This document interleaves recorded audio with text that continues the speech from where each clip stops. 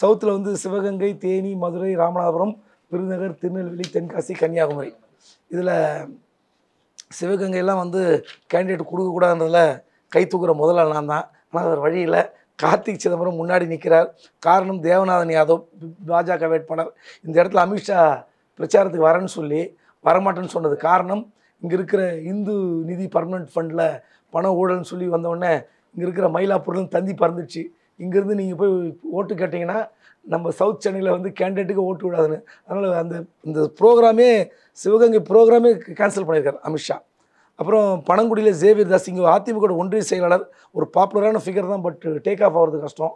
தேனியை பொறுத்த வரைக்கும் தங்கத்தமிழ்ச்செல்வன் திமுக, விடி நாராயணசாமி அதிமுக, டிடிவி தினகரன் களத்துக்கு போய் பார்த்துட்டு வந்திருக்காரு. நண்பர் லக்ஷ்மண சொல்வார்.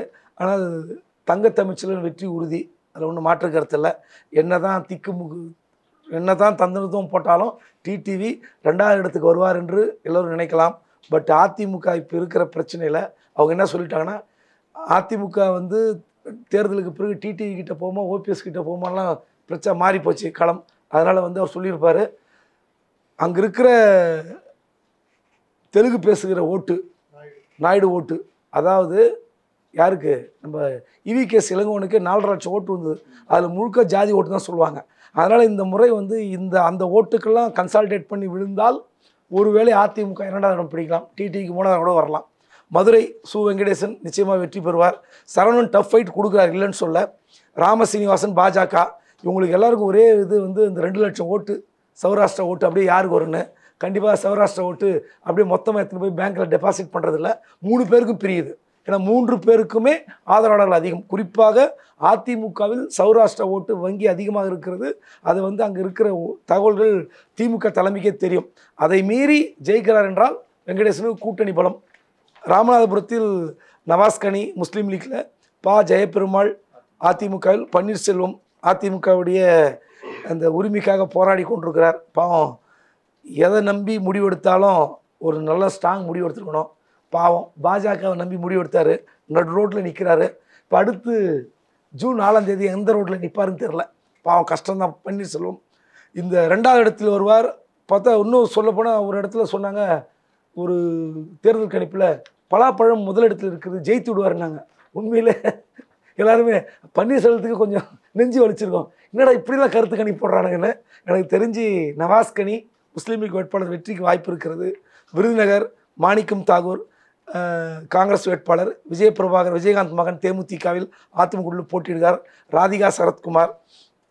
இந்த இடத்துல யார் 2வது வருகிறார்கள் என்பதுதான் பிரதானமாக பார்க்கப்படுகிறது.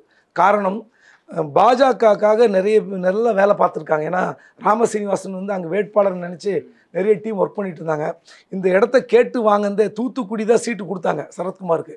வேண்டாம், என்னுடைய மனைவி நிறுத்துகிறேன், இந்த இடத்துல வந்து 2 ஜாதி வாக்குகள் வந்துடும், தெலுங்கு வாக்கு வந்துடும், நாடார் வாக்கு வந்துடும் கணக்கு போட்டிருக்காங்க. 2வது இடத்துக்கு வர போகிறாரா 3வது இடத்துக்கு வர போகிறாரான்னு தெரில. கண்டிப்பாக விஜயகாந்துடைய மகன் அந்த அவங்க சொந்த தொகுதியை, விஜயகாந்துடைய பிறந்த ஊர் வந்து அருப்புக்கோட்டை வட்டத்தில் வருது.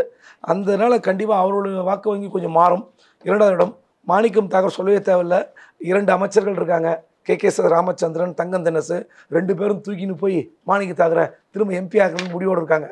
வாய்ப்பு அவருக்கு தான் அதிகம். திருநெல்வேலியில் ராபர்ட் புரூஸ், ஜான்சி ராணி, நயனார் நாகேந்திரன். தமிழ்நாட்டில் வந்து அதாவது எதுவுமே இல்லாமல், காசு இல்லாமல், அறிமுகம் இல்லாமல், பெரிய பலம் இல்லாமல் ஜெயிக்கக்கூடிய ஒரே வேட்பாளர் ராபர்ட் புரூஸ். காரணம், அவர் கடைசியாக அறிவிக்கப்பட்டதெல்லாம் வேறு. ஆனால் அந்த இடத்தில் வந்து எதிர்ப்பு வேறு யாருக்கு வந்திருந்தாலும் இந்த மாதிரி கேண்டிடேட்டே ஓடி போயிருப்பாங்க. ஆனால் தங்கபாலுடைய ஆதரவாளர், தங்கபாலு தலைவராக இருக்கும்போது கன்னியாகுமரி மாவட்ட காங்கிரஸ் தலைவர் இவர். அந்த தங்கபாலுக்கு ஒரு கோட்டா, எப்பவுமே காங்கிரஸில் கோட்டா சிஸ்டம் தானே, அந்த கோட்டாவில் சீட்டு வாங்கி வந்து கடைசியில் ஜெயிக்க முடியாதுன்னு தெரிஞ்ச பிறகு தூத்துக்குடியிலேருந்து அனிதா ராதாகிருஷ்ணன் தூக்கி வந்து தட்சிண மாற நாடார் சங்கம், அப்புறம் கிறிஸ்துவ ஐக்கிய சங்கம் எல்லாத்தையும் கூட்டிட்டு வந்து ஜெயிக்க வைக்க போகிறாங்க. அதாவது நயனா நாகேந்திரன் வெற்றி என்று சொன்னாலும் ராபர்ட் புரூஸ் உடைய வெற்றி உறுதி, வேறு வழி இல்லை. தென்காசி டாக்டர் ராணி, புதிய தமிழில் டாக்டர் கிருஷ்ணசாமி, ஜான் பாண்டியன் பாஜகவுடைய வேட்பாளர். இங்கே பார்த்தீங்கன்னா கிருஷ்ணசாமி இரட்டை இலட்சணத்தில் நிற்கிறார். கண்டிப்பாக டஃப் ஃபைட் இருந்தாலும் டாக்டர் ராணிக்கு ஏறுமுகம்தான். காரணம், இந்த இடத்துல வந்து எப்படி கன்னியாகுமரி மாதிரி தான் மதத்தின் அடிப்படையில் பிரிகிற ஓட்டு கண்டிப்பாக பிரியும். ஆனால் அது இத்தனை நாட்களாக பாஜக கூட்டணியில் போட்டியிடுவார் டாக்டர் கிருஷ்ணசாமி, அவருக்கா ஜான் பாண்டியன் வரும்போது இரட்டை இலை சின்ன பலம் ப்ளஸ் ஏற்கனவே இந்த அறிமுகம் 3 முறை நின்று தோத்துருக்காரு. கண்டிப்பாக 2வது இடத்தில் டாக்டர் கிருஷ்ணசாமி வருவார். திமுக வேட்பாளர் டாக்டர் ராணி வெற்றி. அடுத்து கடைசி கன்னியாகுமரியில் வந்து ஓட்டு வந்து கடலில் போட மாட்டாங்க, மதத்தின் அடிப்படையில் போடுகிற ஓட்டு தான். இதுதான் உழப்போகுது. என்ன தான் நீங்கள் கன்னியாகுமரியில் ஒன்றும் செய்யலை, 5 வருஷம் தொகுதிக்கே போகல, ஒரு திட்டங்கள் இல்லை, வேறு வழியே இல்லை. காங்கிரஸ் திமுக கூட்டணி இருந்தால் அந்த வேட்பாளர் வெற்றி. அந்த அடிப்படையில் ஆனால் வசந்த் வந்து தமிழ்நாட்டிலேயே காங்கிரஸ் வேட்பாளர் மீண்டும் அங்கு போட்டியிட வேண்டும் என்றால் திமுக கை தூக்கிய ஒரே தொகுதி கன்னியாகுமரி தொகுதி. ஏன்னா அந்த அளவுக்கு திமுக வளைத்து வைத்திருக்கார். நிச்சயமாக வசந்த் வெற்றி பெறுவார். தூத்துக்குடி சொல்லவே தேவையில்லை, கேக் வாக்கு. ஏன்னா நம்ம அங்கே பிரச்சாரமே பண்ணலையே, சும்மா லைட் வெயிட்டாக போயிட்டு தமிழ்நாடு ஃபுல்லாக சுற்றிட்டு இருக்காங்களே. அதனால் அங்கே வேட்பாளர் வந்து தமாக வேட்பாளர், அப்புறம் அதிமுக வேட்பாளர் சென்னையிலேருந்து போயிருக்காரு டாக்டர் ஒருத்தர். கஷ்டம் கேக் வாக்கு. கனிமொழிக்கும் ஸ்ரீபெரும்புதூர், அப்புறம் திண்டுக்கல் விட்டுமே. திண்டுக்கல் சிபிஎம் தமிழ்நாட்டில் 2 தொகுதி ஹையஸ்ட்டாக வரும். ஒன்று பெரம்பலூர், இன்னொன்று திண்டுக்கல். காரணம் திண்டுக்கல்லில் பார்த்தீங்கன்னா உங்களுக்கு 3மே கூட்டணி வேட்பாளர் தான். மார்க்சிஸ்ட் கம்யூனிஸ்ட் கட்சி சத்யானந்தம், எஸ்டிபிஐ வேட்பாளர் அதிமுக கூட்டணி முகமது முபாரக், இரட்டை இலை சின்னம் நிற்கிற வலிமையான விஷயந்தான். தெலுங்கு பாட்டாளி மக்கள் கட்சி 3மே கூட்டணி கட்சியாக இருந்தாலும் யோகம் சச்சிதானந்தத்துக்கு தான். இவர் மீண்டும் பழைய முறை ஏற்கனவே 5 லட்சம் வாக்கு வித்தியாசத்தில் திமுக வெற்றி பெற்றிருக்கார். அந்த அளவுக்கு இல்லை என்றாலும் கொஞ்சமாவது குறைச்சி தமிழ்நாட்டில் ஒரு பெரிய வாக்கு வங்கியை நிறுவுகிற அளவுக்கு ஒரு வெற்றி பெறுவார்.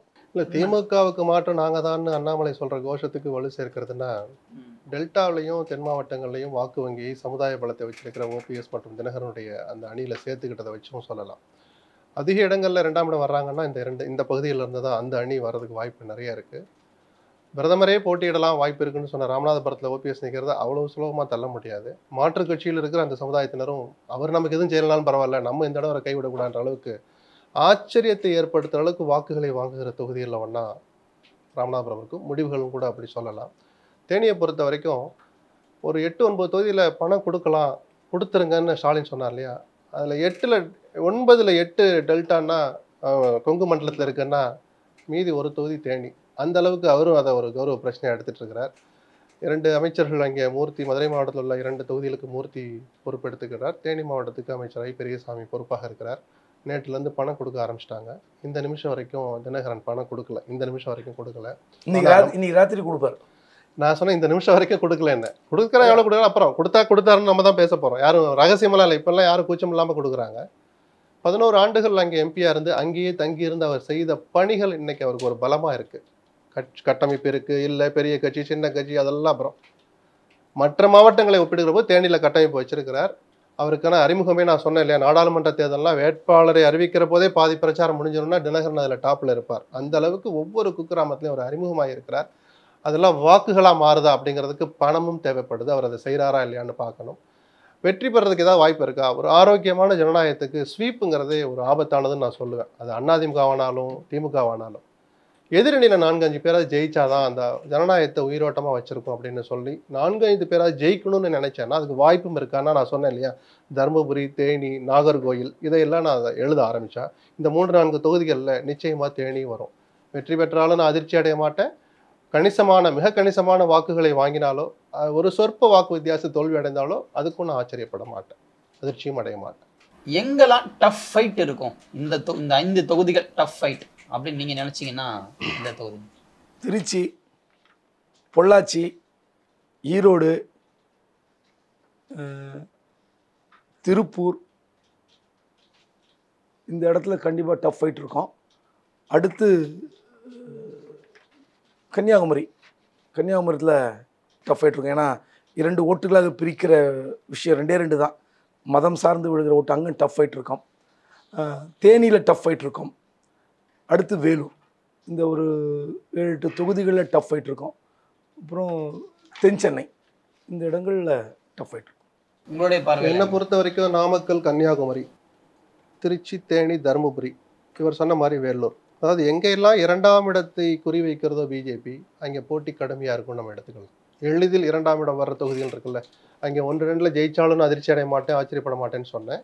அந்த இடங்கள்ல கடுமையான போட்டியை 3வது நபருக்கும் இங்க ஏற்படுத்துறாங்க. ஜெயிச்சாகணுமே, நம்மளும் களத்தில் இருக்குங்கிற நெருக்கடியை இந்த 2ஆம் இடம் வரப்போகிறவர்கள் ஏற்படுத்துவாங்க. அந்த அளவுக்கு எல்லா சமுதாய பலம், பண பலம், கூட்டணி பலத்தோட மோதுகிற தொகுதிகளா இவர் சொன்ன தொகுதிகளும் நான் சொன்ன தொகுதிகளும் வரும்.